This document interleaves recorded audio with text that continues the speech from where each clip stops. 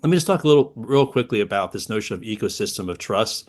This also goes to this idea of a people-centered web or people-centered internet, which is to say that the notion of having authentic trust in our society, unfortunately, is at an all-time low in all of the major institutions we see, from governments to churches, of course, to the media, and in each other as human beings. It feels like we shout at each other much more than we actually have a reasoned discussion about something.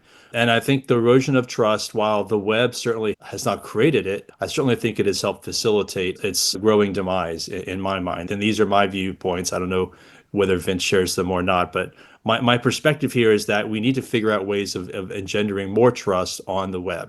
Laura Botsman has written about this. I talk about her a little bit in my book.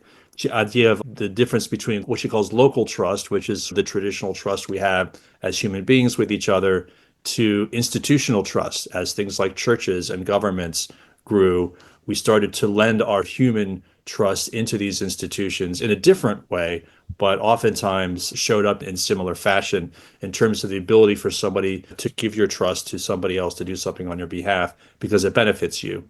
And what she called distributed trust, which is the much more recent form we see with platforms and networks and systems, sometimes right there sitting in front of us, sometimes halfway around the world, all of that, which is, of course, made possible by the web and the internet. She said this is based on infancy.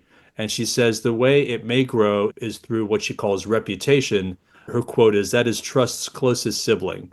So if you don't have actual direct human trust in somebody, the next best thing is relying on the reputation of that person or institution to do something on your behalf and to benefit you.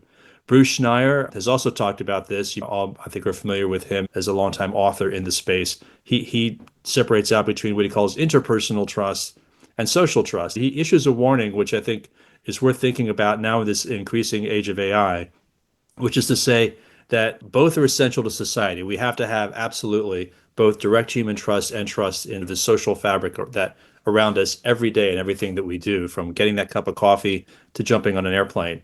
And yet, as he says, companies, corporations, for-profit entities often want us to think about them as if they are our friends, as if they have the interpersonal trust, and that they're not just providing us services, but they're a friendly face in our world. He says this becomes much more problematic in the era of AI.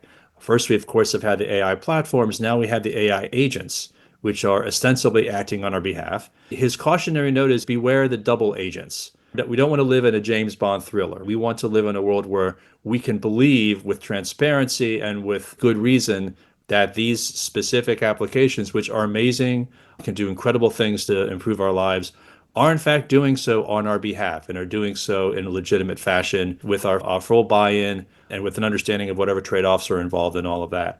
So I feel like that's a worthwhile way for us to think a bit about the AI era we are now entering and the notion of trust.